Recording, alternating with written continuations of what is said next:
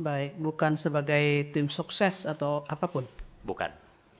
Baik, kemudian Bapak hadir di sini ada penugasan? Tidak ada karena saya tidak memegang jabatan apapun sekarang. Tidak ada, baik. Ada tekanan, Pak? Paksaan? Intimidasi?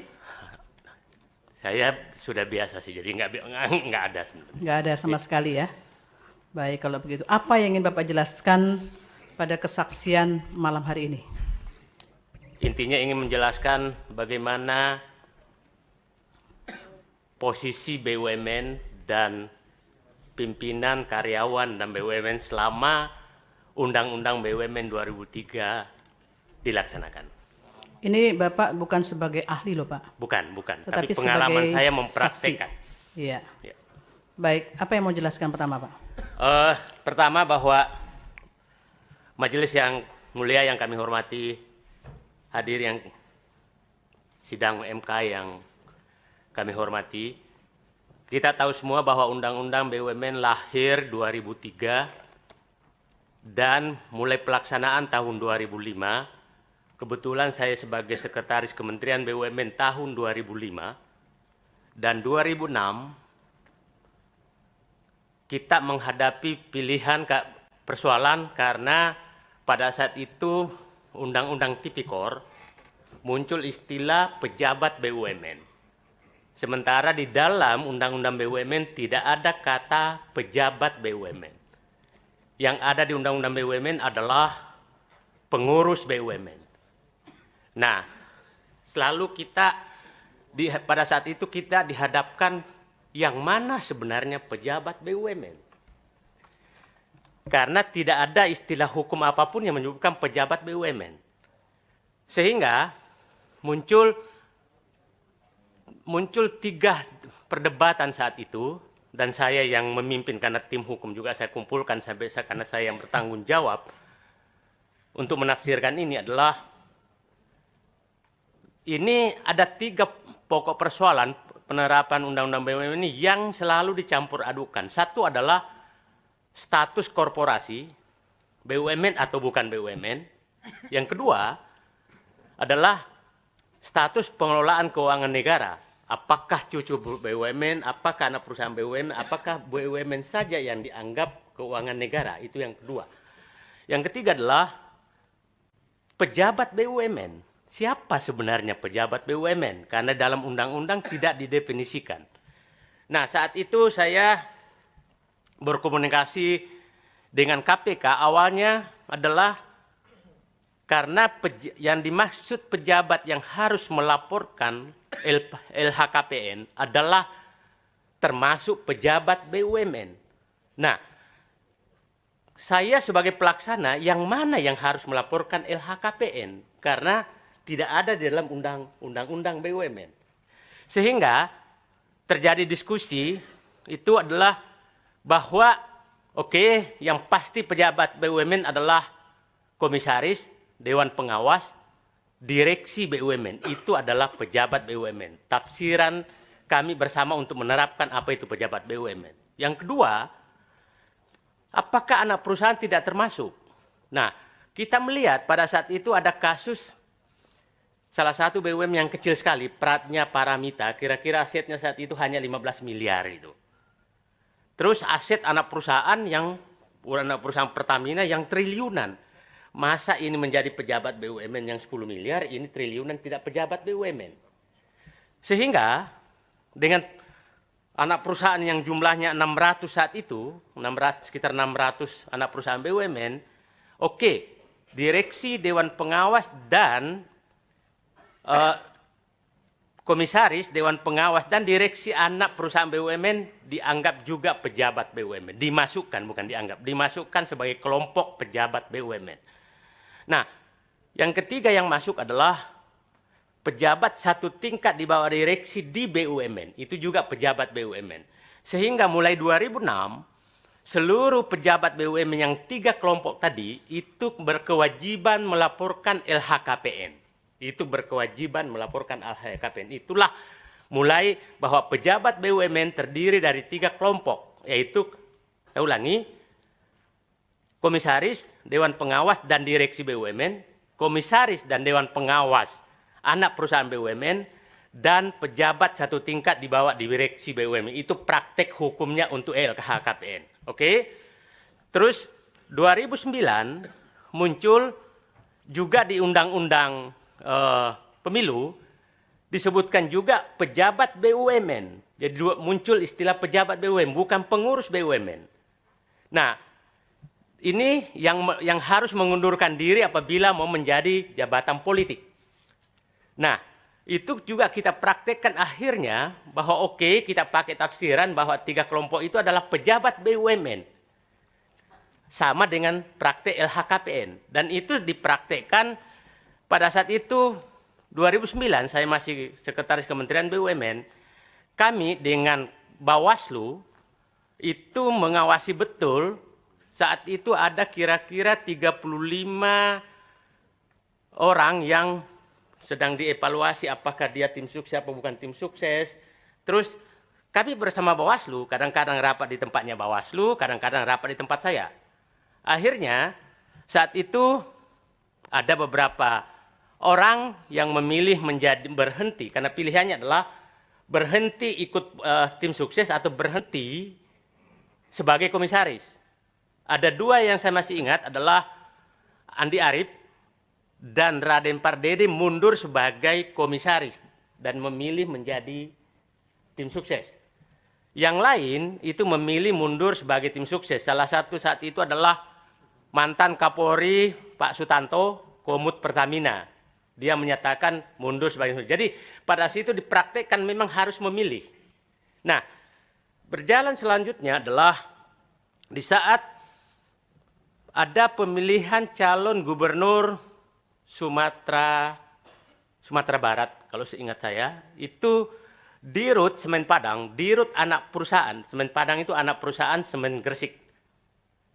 Saat itu kebetulan mau melaporkan bahwa dia hanya mau cuti. Saya bilang aturan mengharuskan harus mundur. Jadi saat itu mau menjadi calon gubernur, dia juga harus mundur dan mundur saat itu. Jadi praktek-praktek bahwa memang anak perusahaan, nah anak perusahaan kemudian ini adalah pejabat BUMN. Kalau pengurus BUMN betul adalah komisaris, dewan pengawas dan direksi, itu pengurus BUMN menurut pengertian BUMN. Tapi pejabat BUMN tidak ada nomenklatur manapun kecuali praktek hukum seperti itu. Nah, sering kita campur aduk, mohon maaf, campur aduk, ada 3 hal yang sering campur aduk adalah status perusahaan. Seakan-akan status perusahaan itu hanya perusahaan BUMN yang ditafsirkan bahwa orang yang bekerja di BUMN adalah pejabat BUMN. Padahal saya masih bingung dulu apakah sampai stafnya itu pejabat BUMN, karena tidak ada batasan sama sekali. Yang kedua adalah, saya pikir di ruang yang sidang yang mulia ini juga sering mengadili tentang tuntutan apakah ini masuk keuangan negara atau bukan keuangan negara. Ini juga berbeda lagi kasusnya. Nah, yang ketiga adalah status pimpinan BUMN. Pimpinan BUMN itu ada pengurus BUMN, ada pejabat BUMN. Jadi saya ulangi lagi, yang dibahas yang terkait dengan undang-undang pemilu itu adalah pejabat BUMN, bukan pengurus BUMN. Pejabat BUMN, karena dua undang-undang, undang-undang tipikor itu pejabat BUMN, tapi hanya terkait LHKPN. Undang-undang pemilu itu adalah pejabat BUMN, bukan pengurus BUMN. Jadi itu saya pikir yang mulia yang kami sampaikan. Pak Didu tadi menyebutkan bahwa hadir rapat. Itu rapat tadi rapat pembahasan undang-undang ya? Jadi pada saat itu yang mulia begini, pada saat itu kan muncul nama-nama siapa saja yang menjadi tim sukses. Terus di Bawaslu saat itu juga tidak ada definisi yang mana dimaksud pejabat BUMN. Di KPU juga tidak ada saat itu. Itu setelah jadi undang-undangnya? Setelah jadi undang-undangnya. Sampai sekarang undang-undangnya itu nggak ada istilah pejabat BUMN dalam undang-undang. Tidak ada sampai sekarang. Itu adalah praktek hukum, hanya praktek hukum bahwa yang dimaksud pejabat BUMN yang saya sebutkan tadi 3 kelompok. Itu praktek hukum. Dari pengalaman Pak Didu yang tadi kan ada 3 kategori, satu pengurus BUMN yang sudah ada jelas dalam undang-undang, kemudian pejabat BUMN yang itu dalam undang-undang pemilu, ada lagi pimpinan BUMN. Nah, pimpinan BUMN itu adalah istilah biasanya hanya untuk undangan saja. Pimpinan BUMN terpaksa direksi, komisaris dan itu disebutkan. Tapi yang ada terkait dengan undang-undang yang saya dapatkan itu adalah pengurus, itu undang-undang perseroan dan undang-undang BUMN itu istilahnya pengurus. Tapi undang-undang yang tipikor dan undang-undang pemilu itu namanya pejabat BUMN. Di mana kita bisa mengetahui ya bahwa anak perusahaan BUMN itu adalah BUMN atau bukan BUMN. Kalau mohon dari pengalaman Pak Didu. Kalau memakai definisi pemegang saham, bentuk perusahaannya bukan BUMN, tapi pejabatnya dikategorikan pejabat BUMN. Jadi itu. Ya, karena di dalam undang-undang tidak ada menyatakan pejabat. Di kategorinya dimasukkan pejabat. Tapi saya ulangi lagi, yang mengurus BUMN adalah pengurus BUMN adanya di Undang-Undang PT dan Undang-Undang BUMN. Yang itu terdiri dari komisaris, dewan pengawas, dan direksi. Itu namanya pengurus. Tapi pengurus tidak otomatis sama dengan pejabat. Tidak otomatis. Nah, jadi jangan pengurus BUMN bahwa dia pejabat BUMN. Yang saya katakan munculnya siapa pejabat BUMN karena munculnya Undang-Undang Tipikor dan Undang-Undang Pemilu. Siapa sih yang pejabat BUMN sebenarnya? Praktek hukumnya yang saya katakan tadi, 3 kelompok itu adalah pejabat BUMN dan berlaku sampai sekarang. Penegakan hukum itu berlaku sampai sekarang. Termasuk di kepolisian, di kejaksaan. Saya kasih contoh Ibu, beberapa direksi anak perusahaan BUMN itu karena dianggap pejabat BUMN, maka dia kena korupsi. Bahkan cucu perusahaan, kemarin saya pikir amplop yang ditangkap kasus Pupuk Kujang, anaknya Pupuk Pusri yang ditangkap itu kan cucu BUMN tuh. Cucu BUMN. Jadi, nah ini praktek-praktek hukum bahwa sepertinya praktek hukumnya adalah pejabat BUMN itu seperti yang sudah berlangsung sejak 2005. Baik, saya serahkan ke pemohon dulu. Ada yang mau ditanyakan?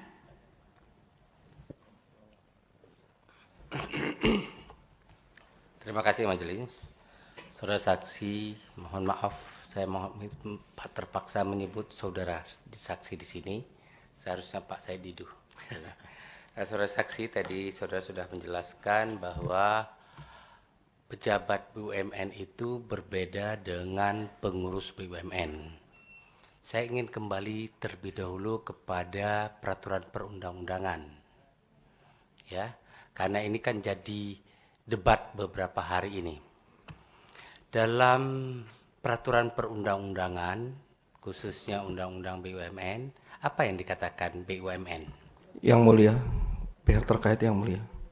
Mohon maaf kami paham ini masih pemohon, tapi kami bermohon yang mulia. Dari tadi yang disampaikan oleh saksi ini adalah pendapat, begitu pula juga pertanyaan dari pemohon ini adalah pertanyaan pendapat. Padahal saksi ini dihadirkan itu yang saksi. tadi Kami saya juga yang sudah mulia. sampaikan bahwa di sini kedudukannya adalah sebagai saksi yang kemudian cerita berdasarkan pengalamannya. Ya, bukan pendapatnya. Begitu ya. Nanti kami yang menilai, Pak. Beliau ini kan katanya pernah menjadi sekretaris Menteri Kementerian BUMN. Makanya saya tanya sama beliau, dalam Undang-Undang BUMN itu apa yang dikatakan dengan BUMN? Ya. Jadi kalau pasal 2 ayat 1, mohon maaf ya, jadinya karena hafal, jadi bukan karena ahlinya, karena hafal aja. Karena 6 tahun di situ. Begini, Yep. Tadi kan saya menyatakan bahwa ini berdasarkan pengalaman. Ya. Kalau itu sudah bicara menanyakan pendapat, ya, dan itu bisa dilihat dalam undang-undang juga. Ya, ganti bacaan lain coba. Baik. Yang menggali pengalaman dari beliau.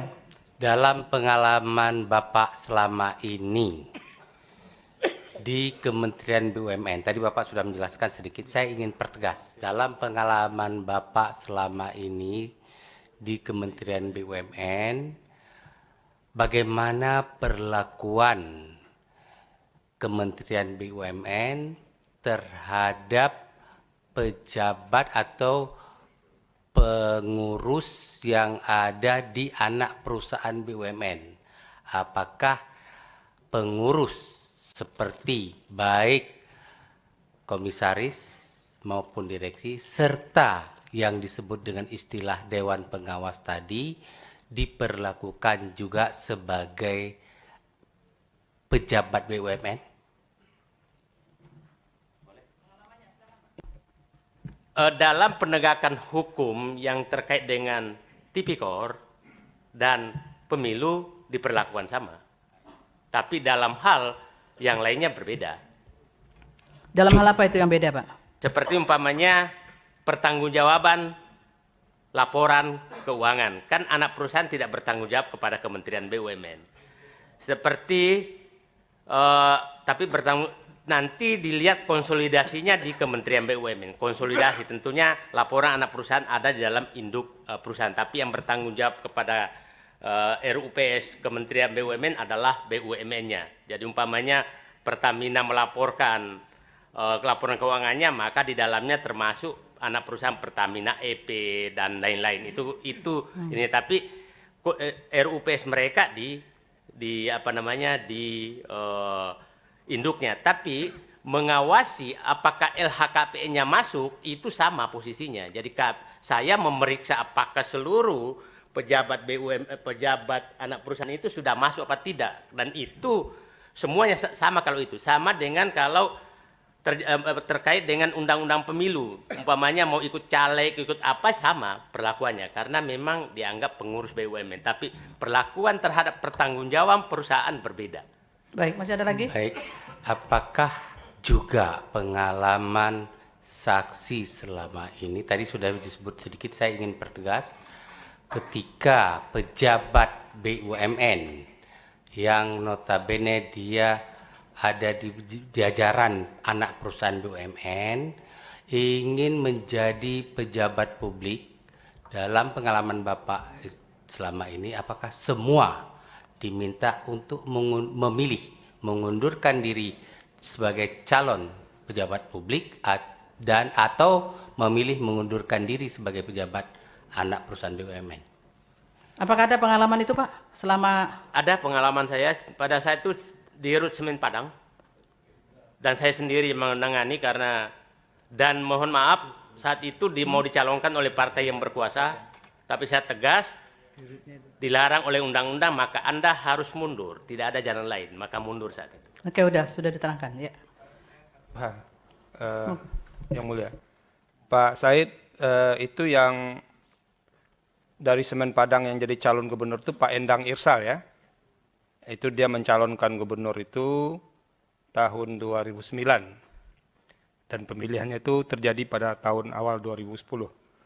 Itu Semen Indonesia sebagai holding terbentuk tahun berapa, Pak? Iya, tahun berapa? Saya sebelum 2005. Itu holding Semen Indonesia. Semen Gresik. Iya, ini kan Betul. dia bertransformasi sih sebetulnya kan. Iya, iya. Mulanya ini kan sendiri-sendiri nih. Nah, karena ada peristiwa Semek di Semen Padang itu, kemudian ada upayanya menggeret menjadi bagian dari Semen Gresik. Lalu tambah Tonasa, apa lagi yang Tonasa dan segala macam itu. Jadi dia menjadi holding resmi itu menjelang 1995 atau tahun 2012, Pak? Mungkin saya begini. Sekarang kan Semen Indonesia namanya kan. Dan menurunkan Semen Gresik menjadi anak. Sebelumnya induk. Nah, itu sebelum 2005 sudah menjadi Semen Gresik namanya. Tapi anaknya adalah Semen Padang, Semen Tonasa. Ya Pak ya, Semen Padang dan Semen Tonasa. Ini menjadi induk. Sekarang berubah menjadi Semen Indonesia, menjadi anaknya menjadi 3. Yaitu Semen Gresik, Semen Padang, dan Semen Tonasa. Nah, 4 Pak, ada satu lagi yang di Vietnam. yang di Di Vietnam. Di Vietnam. Iya. Dan 4 anaknya Iya. sekarang. Nah, jadi pada saat itu Semen Padang sudah anak perusahaan. Dari Semen Gresik. Semen Gresik. Yang BUMN-nya adalah Semen Gresik. Oke, terima kasih. Kita lanjutkan ke pemohon dulu aja, Izin biar yang selesai. mulia. Ya, silakan. Terima kasih Yang Mulia. Izin bertanya. Saudara saksi bertugas di BUMN itu tahun berapa? 2005 sampai 2010. 2005 sampai 2010. Jabatannya terakhir? Sekretaris Kementerian BUMN sejak masuk sampai keluar. Baik, terima kasih. Ini soal pengalamannya. Barangkali saudara saksi bisa menjelaskan bagaimana ketidakberpihakan begitu atau imparsialitas dari BUMN dalam pemilu. Mohon dijelaskan pengalaman saudara saksi. Mohon izin Yang Mulia. Karena saya mengalami betul pemilu 2009. Pemilu 2009 itu Wapres maju dan Presiden maju. Jadi ini betul-betul saya harus jaga BUMN ini jangan sampai tertarik-tarik politik.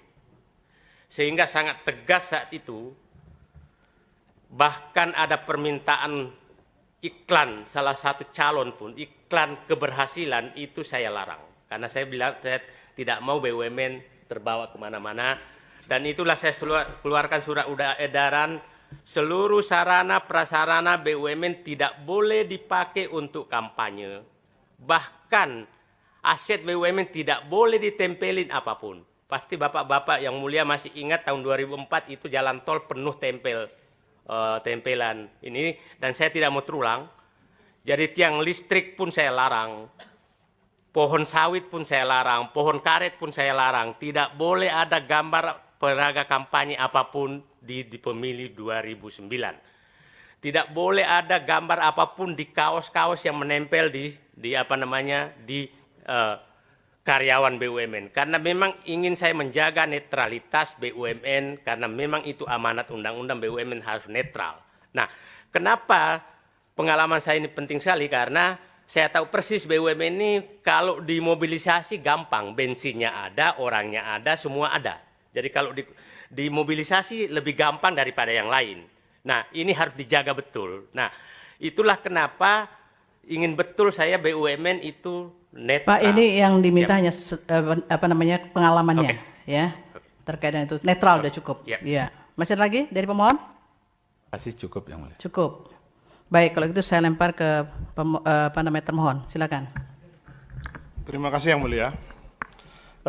Tadi saksi mengaitkan antara tindak pidana korupsi ya dengan pejabat BUMN. Nah, ya LHKPN dan kasus-kasus korupsi tadi. Karena dalam sepengetahuan kami kaitannya nanti dengan pemahaman pengetahuan saksi, kalau korupsi kan tidak lepas dari pasal 2 dan pasal 3 menyangkut setiap orang yang berkaitan penyalahgunaan secara melawan hukum menguntungkan diri sendiri atau orang lain terkait dengan keuangan negara. Begitu juga di pasal 3 gitu kan, terkait dengan maksud menguntungkan diri sendiri atau orang lain penyalahgunaan negara.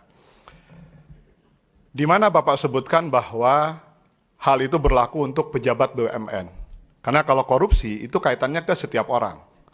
Mau itu di BUMN, mau itu di kantor koperasi misalnya, mau itu di swasta, selama ada keuangan negara, maka itu korupsi. Jadi setiap orang. Dalam kaitan itu, pada regulasi mana, apakah pada zaman Bapak muncul ada peraturan menteri yang mengatur tentang pejabat BUMN? Pada zaman Bapak muncul nggak ada peraturan menteri misalnya atau peraturan pemerintah khusus mengatur tentang pejabat BUMN? Ada sebutkan peraturan apa itu, Pak? Ada surat surat dari Kementerian BUMN menyampaikan nama-nama pejabat BUMN kepada KPK yang menyatakan inilah pejabat BUMN yang tadi saya sebutkan di kelompok. Saudara saksi, itu kan surat dari kementerian, surat Betul. saudara ya. Yap. Pertanyaan saya, apakah ada regulasinya di pasal berapa, ketentuan mana yang mengatur tentang pejabat BUMN? Bukan dari sesmen, tapi apakah misalnya ada PP-nya atau kalau undang-undang sudah jelas, ada PP-nya atau mungkin permennya? Saya katakan tadi, saya sampai sekarang tidak menemukan nomenklatur pejabat BUMN itu kecuali hanya di Undang-Undang Tipikor dan Undang-Undang Pemilu. Tidak ada di tempat lain. Baik. Sebetulnya saya cukup, tapi karena Bapak menyebut ada di Undang-Undang Tipikor pejabat BUMN, di pasal berapa ada pejabat BUMN? Di Undang-Undang Tipikor. Di dalam undang-undang itu menyebutkan yang melaporkan LHKPN adalah pejabat negara. Pejabat negara termasuk pejabat BUMN. Itu Pejabat negara ya, termasuk pejabat BUMN. Ya. Pertanyaan saya tadi kan ternyata tidak ada di aturan. Saya pikir cukup Yang Mulia, karena ternyata tidak ada peraturan kementerian terkait yang mengatur tentang pejabat negara. Terima Itu kasih. adalah kewajiban LHKPN-nya. Itu aja sebetulnya. Ya, masih ada dari pihak termohon? Cukup Yang Mulia. Baik, kalau tidak saya serahkan ke pihak terkait. Baik, cukup bicara kami ambil alih lagi Yang Mulia. Jadi kalau kami bertanya nanti jawabannya pendapat.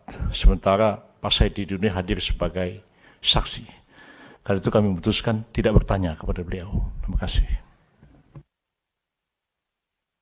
Dari meja hakim silakan. Tidak ada lagi? Dari Bawaslu? Cukup. Baik, kalau begitu tidak ada lagi. Kepada saksi Pak Said Didu, terima kasih atas kesaksiannya.